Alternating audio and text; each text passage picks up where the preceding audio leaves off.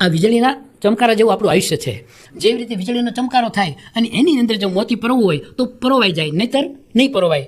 એવી રીતે વીજળીના ચમકારા જેવું આપણું આ આયુષ્ય છે, એની અંદર પરમાત્માના નામરૂપી જો મોતી પરોવાઈ ગયું તો બેડો પાર.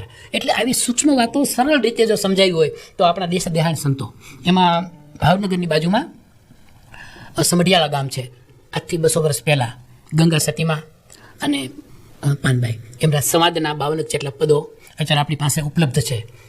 લખ્યા તો ઘણા પણ હશે, પણ 52 જેટલા પણ ઉત્તમ ભજનો કે જે વેદો ઉપનિષદોની ફિલોસોફી અંદર સરળ આમ આમ આમ આપણા અભણ માણસો પણ આમ આરામથી આમ કંઈ જરૂર કષ્ટ વગર સાંભળી શકે અને પચાવી દે.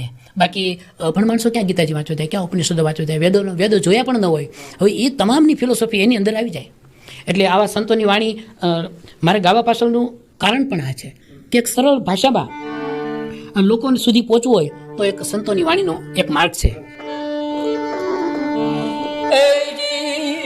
વીજળીને ચોમકારે મોતીડા પરો પાનબાઈ, અચાનક અંધારા થાશે, જોત રે જોતામાં દિવસો એ વયારે ગયા ને, 21,600 ને કાર ખાશે.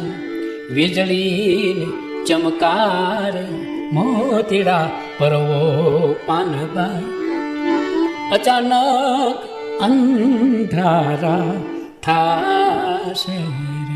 આપણા 24 કલાકના યોગી જે એના શ્વાસો છે એ 24 કલાકના 21